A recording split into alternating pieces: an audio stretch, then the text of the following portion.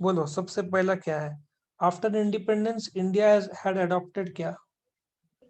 Sir mixed economy.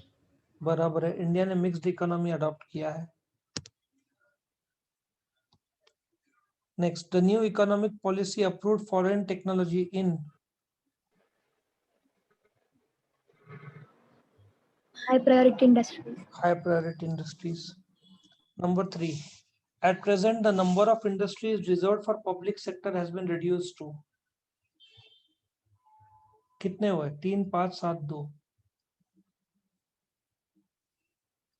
2। Indian railways और atomic sector, ये 2 जगह रिजर्व है, ठीक है। नेक्स्ट, पहला assertion क्या है? Delicensing of industries was an important step taken under liberalization. ये पहला बोल रहे हैं कि लाइसेंसिंग के वजह से लिबरलाइजेशन हुआ 1991 के बाद, लेकिन बी रीजनिंग बोलता है कि 1991 के पहले अपना इकोनॉमी काफी रुक गया था, कंट्रोल और स्टैग्नेशन मतलब रुक गया था। इसके वजह से गवर्नमेंट ने जो जबरदस्ती लाइसेंसेस, टर्नओवर का लिमिट रखना, ये रखा था। साफ है कि ए ट्रू है, ठीक है, ए एंड आर दोनों ट्रू है, लेकिन बोलते ना आर एक्सप्लेनेशन रॉन्ग है, आर इज मतलब द उसके R is the correct explanation of A. क्योंकि डी लाइसेंसिंग इंपॉर्टेंट स्टेप क्यों जरूरी था 1991 में? क्योंकि 1991 के पहले इकोनॉमिक स्टैग्नेशन और बहुत रुकावट हो गया था। सो सी करेक्ट है, ए और बी दोनों ट्रू है, और आर ये रीजन ए के सबसे बढ़िया रीजन है और बराबर रीजन है कि डी लाइसेंस क्यों जरूरी था, क्योंकि अपना देश का टर्नओवर बहुत स्लो हो गया था।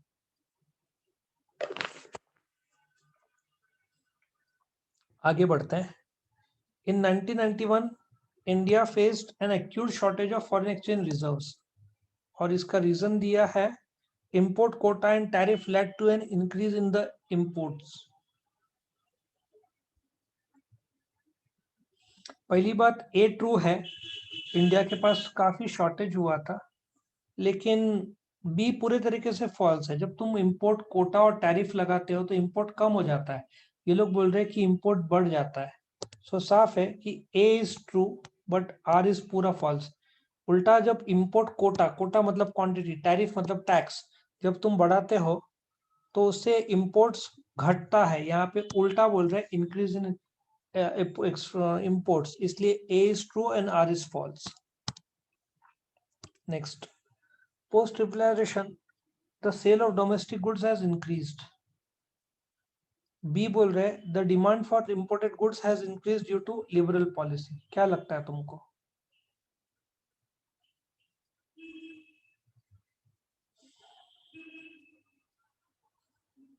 पहली बात तो स्टेटमेंट को देखो, लिबरलाइजेशन के बाद the sale of domestic goods has increased, ये बात तो सही है। टैक्स वैक्स कम हुआ, आराम से बेचने दिया, कोटा सिस्टम हटा दिया, तो उसका सेल बढ़ गया, ये भी सही बात है। और इंपोर्टेड गुड्स भी बढ़ा है क्योंकि लिबरल पॉलिसी। सो ए और बी दोनों, ए और रीजनिंग दोनों ट्रू है, और आर अगेन इसका आंसर सी दिखता है मुझे। फोर्थ में आओ, due to globalisation a country cannot achieve self sufficiency in food production. Next, globalisation has created a revolution in IT sector. ए तो पहली बात पूरी तरीके से फॉल्स है। ग्लोबलाइजेशन के हिसाब से self sufficiency in food production आ सकता है। कैसे आ सकता है?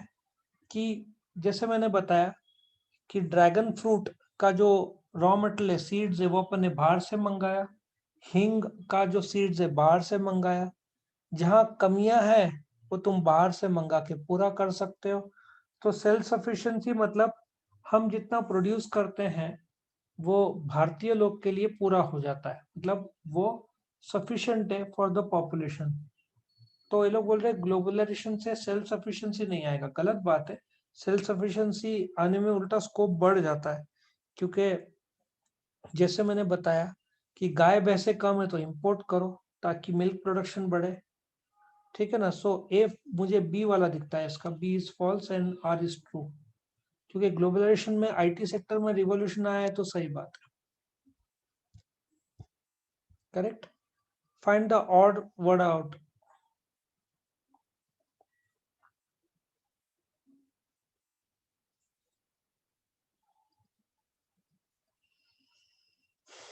बोलो पहला कौन सा है? Demonetization, sir. Demonetization odd word है. एक मिनट, ये पेन का तो 2. Industries requiring compulsory licensing.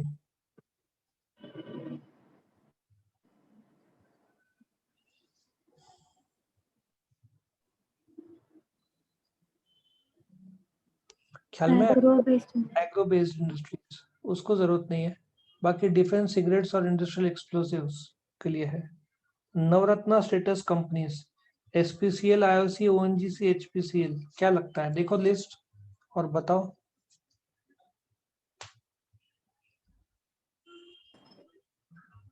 SPC. SPCL. Liberalization dealt with the following: MRTP, FERA, SEBI.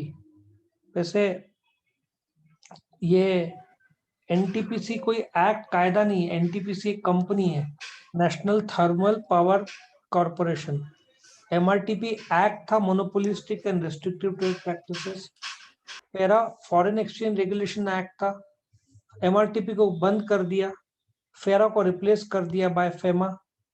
Controller of capital issue को बंद करके सेबी को चालू कर दिया. एनटीपीसी का कोई संबंध नहीं, वो कंपनी तभी भी था, आज भी है. So correct answer is NTPC. Question number 4 में आओ. Identify and explain the concepts from the following illustrations. Various vehicles manufactured by various automobile companies are now available in India. Simple सा है, कौन कोई बता सकता है?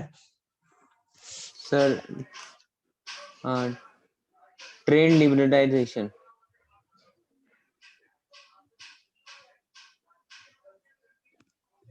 मेरे हिसाब से ग्लोबलाइजेशन, क्योंकि कहां से भी बाहर जो था वो आज आराम से मिलता है, दैट इज ग्लोबलाइजेशन.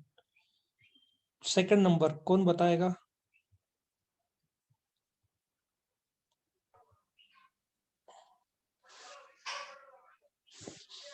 बहुत इजी है. Sir privatization. Privatisation.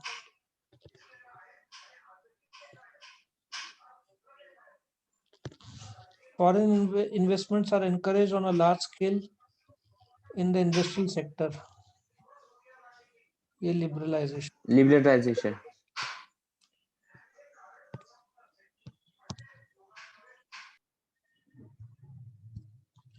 Question number 5 में आओ. State in with reasons whether you agree or disagree with the following statements. Number 1.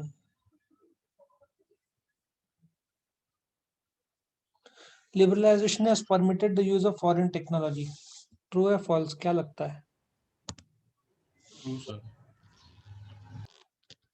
Next. Government has given private enterprises free access to public sector. False. Free access नहीं है भाई, Indian railways में तुम नहीं enter कर सकते. Next नंबर 3.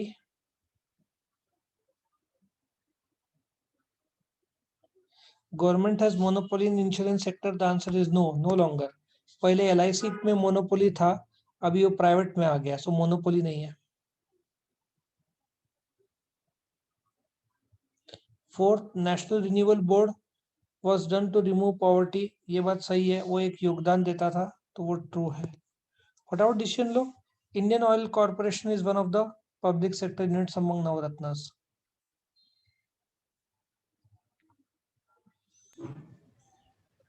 True. True. Short में इसको आईओसी बोलते हैं. आईओसी का शेयर बाजार में बिकता है. चलो क्वेश्चन नंबर 7 में आओ. Indian ice cream industry is one of the fastest growing segments of the dairy and food processing sector. India, मैंने बोला था ना आइसक्रीम में चॉकलेट कंजम्पशन, इंडिया सिर्फ 400 ml, एक आदमी 400 ml खाता है और अमेरिका का 22,000 ml है. मतलब तुम सोचो, अमेरिका में एक आदमी 2.25 किलो आइसक्रीम साल में खाता है और अपना सिर्फ 400 ml. चाइना में आंकड़ा 3,000 ml है. फिर per capita consumption is low, because Bharat traditional meat sweets खाते हैं, मीठा, और 100 वैरायटी, रसगुल्ला, गुलाब जामुन, ठीक है ना, बहुत सारे। कोलकाता में जाओगे तो सौंदेश, जिसको कोई बंगाली है तुम लोग में से? शायद नहीं। बंगाली लोग सौंदेश बहुत बढ़िया रहता है। और बंगाली में शादी में वो लोग ना मछली देते हैं, वो लोग का काफी मानना है मछली। In developed countries people have इधर पेस्ट्रीज और आइसक्रीम फॉर डेजर्ट। अपने यहाँ गुलाब जामुन, रसगुल्ला, लेकिन अपने यहाँ भी पेस्ट्री का फैशन तो आ ही चुका है। मल्टीनेशनल, और क्या हुआ, globalization, the mindset of people is fast changing. This is because multinational companies set a number of ice cream parlours. काफी वैरायटी और फ्लेवर्स है। तुमने एक तो आइसक्रीम मैंने देखा था जिसमें वो लोग आग लगाते, आग वैसे खाने का। वैरायटी बहुत सारे, इंडिया में भी धीरे धीरे सब एंटर हो रहा है। ये कम नहीं होगा, इंडिया में बढ़ेगा, यंगस्टर्स लोग को ये सब चाहिए। तो इसलिए तो इंडिया में वो आ गया ना लग्जरी आइसक्रीम मेकर, क्या नाम है उसका, लग्जरी और काफी कॉस्टली है, मैग्नम। मैग्नम के आइसक्रीम तुमको 60-70 रुपए से कम नहीं मिलने हैं। 70, 80, 90, 100 तक चले जाते हैं मैग्नम आइसक्रीम, बहुत कॉस्टली है। लेकिन मैग्नम को कम्पीट कर रहा है इंडिया का एपिक, अमूल का, अमूल है वो ब्रांड एपिक। जैसे हाँ दोनों सेम ही लगते हैं हाँ, टेस्ट में। हालांकि मेक में एनी टाइम मैग्नम अच्छा है, बनाने का तरीका में। टेक्नोलॉजी फॉरेन का है ना, लेकिन टेस्ट सेम लगभग है। शायद अमूल का ज्यादा अच्छा, इंडियन इसलिए बोल रहा हूँ, लेकिन एक हाथ दो मैग्नम के ज्यादा अच्छे हैं। चलो, सबका अपना अपना टेस्ट है ना। The ice cream sector has growth potential in the country. Cold chain infrastructure बढ़ रहा है, ये बात सही है, ये बढ़ना ही है। फॉरेन के लोग आएंगे, लोगों का डिस्पोजेबल मतलब स्पेंडिंग इनकम बढ़ रहा है, लाइफस्टाइल लोग का बढ़ रहा है। पहले कोविड नहीं होता ना तो इंडिया का लाइफस्टाइल और भी अच्छा होता। लेकिन एक सिर्फ प्रॉब्लमेटिक है, आइसक्रीम को 18% पे टैक्स लगाते हैं, मिल्क, चीज और बटर को 12% पे। ये तो शुक्र मानो, चॉकलेट्स पे टैक्स गवर्नमेंट 28% लगाता था, अब जाकर उसको 18% कर दिया है गवर्नमेंट ने। चॉकलेट्स पे 28% टैक्स बहुत ज्यादा हो जाता है। तो आगे बोल रहे हैं, आइसक्रीम इंडस्ट्री ने 1.5 बिलियन मतलब कितना, करीबन 7,500 करोड़, 15 लाख लोग काम करते हैं डायरेक्टली इनडायरेक्टली। डायरेक्टली मतलब डायरेक्ट कंपनी में, इनडायरेक्टली मतलब डिस्ट्रीब्यूशन में जो मदद करता हो, ऐसे 15 लाख लोग काम करते हैं। फिर आगे, identify the reason for low per capita consumption. Low per capita क्या है, तुम सिंपल सा 2 कारण दोगे। पहला कारण, identify the reason for low per capita consumption. पहला कारण क्या है, एक तो लोग स्वीट्स खाते हैं 100 वैरायटी के, बराबर, ये पहला कारण है। दूसरा कारण है कि पॉपुलेशन 130 करोड़ है, तो तुम अमेरिकन में जितना आइसक्रीम बिकता है वो उतना ही इंडिया में बिकता है, लेकिन अमेरिका में करीबन 40 करोड़ की जनता है, सो वो लोग डिवाइड बाय 40 करोड़ करते हैं, और इंडिया में डिवाइड बाय 135 करोड़ होता है, इसलिए पर कैपिटा कम होता है। दूसरा कारण, इंडिया में मिठाई ज्यादा चलते हैं, लेकिन जैसे मैं बोल रहा हूँ वो भी माहौल बदल रहा है। Explain the impact of globalization on the Indian ice cream industry. Mindset लोगों के बदल रहे हैं ना, लोगों के माइंडसेट काफी बदल रहे हैं।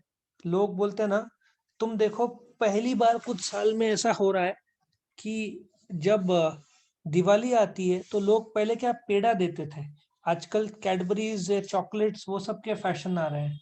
मतलब बोलते हैं ना, इम्पोर्टेड चॉकलेट्स, खास करके वर्ल्ड के बेस्ट चॉकलेट्स तुमको बेल्जियम और स्विट्जरलैंड के मिलेंगे। तो रईस लोग आजकल थोड़ा एक दूसरे को कैडबरीज जो है ना, बेल्जियम और इसके देते हैं। तुम बोलते ना, मिठाई काजू कतली दोगे, वो 1,000 रुपया, 1,500, 1,200 रुपए किलो आता है। उतने में तो तुम्हारा टूबलोरन सुना होगा तुमने, कैडबरी टूबलोरन है ना, स्विट्जरलैंड की, येलो कलर का आता है बॉक्स, सुना है हाँ नहीं सर। सुना है? टूबलोरन, टूबलोरन एक 400-500 में आ जाएगा, आधा कीमत, और मिठाई से ज्यादा उसका इफेक्ट आता है।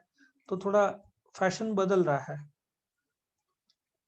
क्योंकि लोगों के माइंडसेट, और लोगों के माइंडसेट क्यों बदल रहे हैं, तुम लोग यंगस्टर्स हो, यंगस्टर्स को बोला जाए चल बेटा पेड़ा खा, उसके बजाय पेस्ट्री, तुम बोलोगे पेड़ा जाने तो पेस्ट्री खाएंगे, ठीक है ना। तो लोगों का माइंडसेट बदल रहा है। जैसे हम लोग खाने में रोटी, सब्जी, दाल भात ये सब खाते थे, तुमको ऑप्शन दिया जाए पिज्जा, तुम बोलोगे वेरी गुड, बर्गर तुम बोलोगे अति उत्तम, ठीक है ना। तुमको बोले फ्रेंच फ्राइज, तुम बोलोगे वाह, तो सर आपने तो एकदम हमारा जीना अच्छा कर दिया। लेकिन तुम्हारे पेरेंट्स और हम लोग का नॉर्मल लाइफस्टाइल क्या, रोटी सब्जी ये सब। यंगस्टर्स को पूरा महीना दो मैकडॉनल्ड्स, पूरा महीना खाएंगे। Find out the factors that could lead to the growth of ice cream industry. Sir ऐसा नहीं, हमें भी पसंद है सब्जी दाल। नॉर्मल बोल रहा हूँ, मॉडर्न यंगस्टर्स ना they will always have French food, और जो मतलब बोल रहा हूँ ऑफर किया जाए ना रोटी सब्जी और मैकडॉनल्ड्स में, तो तुम लोग मैकडॉनल्ड्स चुनोगे।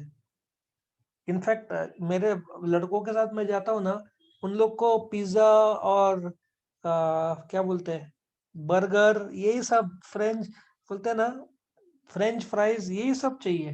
मैं बोलता हूँ बेटा चलो पौष्टिक खाएंगे रोटी सब्जी। वो लोग, उनको पौष्टिक नहीं चाहिए, उनको फास्ट फूड चाहिए। सो यंगस्टर्स का थिंकिंग मैकेनिज्म चेंज हो गया है।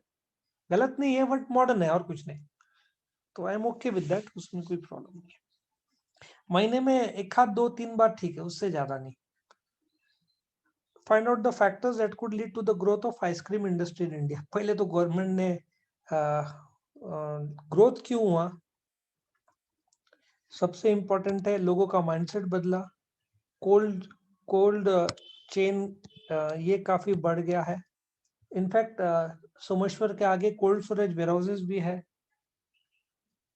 और क्या बोल सकते हैं, एक और कारण है कि इंडिया में आइसक्रीम सस्ते हैं। तुम लोकल लेवल पे अपने यहाँ पे कौन से है, भारका देवी आइसक्रीम और कुछ है ना क्वालिटी, 20-20 रुपया 25 रुपए में देते हैं और टेस्ट बहुत अच्छे हैं। और अमूल का तो 15 रुपए से शुरू होता है आइसक्रीम। इनफैक्ट बीच में मैंने सुना था कि वो लोग 5 रुपए में भी आइसक्रीम बेच रहे थे।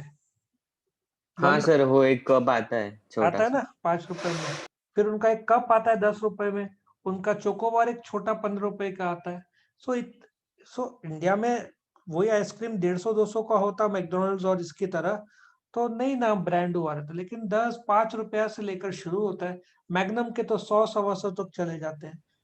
इनफैक्ट आज से ना कुछ शायद 7 साल पहले एक मैंने आइसक्रीम खाई थी, मुझे भी ब्रांड का नाम नहीं याद आ रहा है।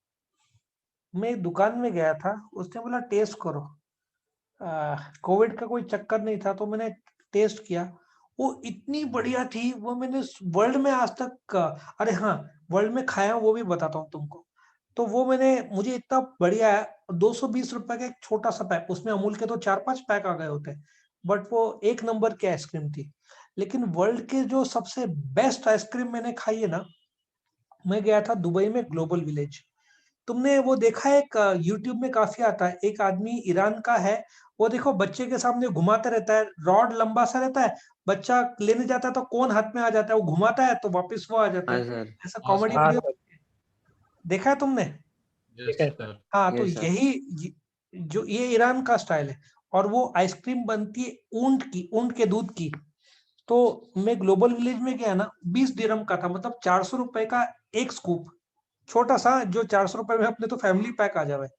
लेकिन वो जब मैंने आइसक्रीम खाया ना, तो मुझे लगा वेलवेट, बोलते ना वेलवेट, उससे बड़ी आइसक्रीम मैंने जिंदगी में नहीं खाई। ऐसा मुंह में जाने का जैसे पिघल रहा था ना आइसक्रीम, तो उसको वेलवेट बोलना चाहिए। सो वो इंडिया में आया नहीं, 400 रुपीज किसी को अफोर्ड नहीं होगा। और उसमें एक और प्रॉब्लम है, ऊंट के दूध की। सो लोकल लेवल पे उसको बनाना बहुत कठिन है। हालांकि इंडिया में ये ट्रेंड शुरू हो गया है, अभी ऊंट के दूध भी बेचना शुरू हो गया है। रिसेंटली स्टार्टअप्स बोलते हैं ना, उसमें ऊंट का ये लोग ने शुरू किया है। सो इंडिया में अभी दूर नहीं है, वो भी आ जाएगा, क्योंकि उसका टेस्ट अफलातून था। सो बोलते हैं ना, ग्रोथ ऑफ आइसक्रीम, जैसे कोल्ड स्टोरेज वेयरहाउस बढ़ रहे हैं, अमूल अपना एक्सपांड कर रहा है कैपेसिटी, तो ये बढ़ना ही है। और लास्ट में जीएसटी 18% थोड़ा ज्यादा होता है। गवर्नमेंट का मानना है कि ये लग्जरी आइटम है, इसलिए 18% रखा है। लेकिन उसको दूध के साथ 12% कर दिया तो आइसक्रीम सस्ते हो जाएंगे और उसका सेल बढ़ता है। इनफैक्ट तुमने क्वालिटी वॉल्ट सुना होगा, क्वालिटी वॉल्ट का आता है ना कौन सा तो ब्रांड, 55-60 रुपए का, बहुत अच्छा आता है। मुझे भी नाम नहीं याद आ रहा उसके है। कौन सा? कौन सा अच्छे लगते हैं उसके? हाँ हाँ, क्वालिटी बॉन्ड्स के कौन सबसे अच्छे क्वालिटी बॉन्ड्स के ही लगते हैं, बहुत बढ़िया बनाते हैं वो लोग। सो आइसक्रीम इंडस्ट्री बहुत बहुत सुनहरा भविष्य है। तुम लोग यंगस्टर्स हो तो तुम लोग प्रेफर ही करोगे वो।